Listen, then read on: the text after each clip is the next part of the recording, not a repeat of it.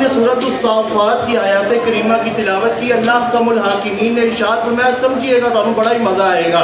رب فرماتا ہے, کہتا ہے جب حضرت ابھی یہ تازہ عید الاضحیٰ گزری ہے, اسماعیل علیہ السلام کی قربانی ابراہیم علیہ السلام لے کے چلے, چھری نہیں چلی. چھری چلانی تھی, اسماعیل کو ذبح کرنا تھا, لیکن چھری نہیں چلی. مینڈا آ گیا, قربانی اس کی ہو گئی. رب نے کہا اسماعیل کی جان بچا کر یہ جو مینڈا قربان کیا ہے نا, یہ اور کوئی نہیں, اسماعیل کا فدیہ دیا ہے. اس کا فدیہ دیا ہے اسماعیل علیہ السلام کو. جان بچائی نا, اسماعیل نبی ہے, پیغمبر ہے, ان کی جان بچی ہے, ان کا فدیہ دیا. میرا سادہ سا سوال ہے, جب فدیہ دیا جائے نا تو سب سے چھوٹی چیز کا نہیں دیا جاتا, بڑی چیز کا دیا جاتا.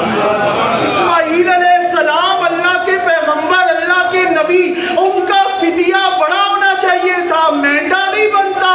پھر فدیہ کیا تھا؟ علامہ اقبال نے کہا اللہ اللہ وائے بسم اللہ پیدر مانائے ذبح عظیم آمد پیسر. ان کا فدیہ کسی اور نے نہیں, جس قربانی کا آغاز اسماعیل اور ابراہیم نے کیا تھا, اختتام محمد کے نواسے امام حسین.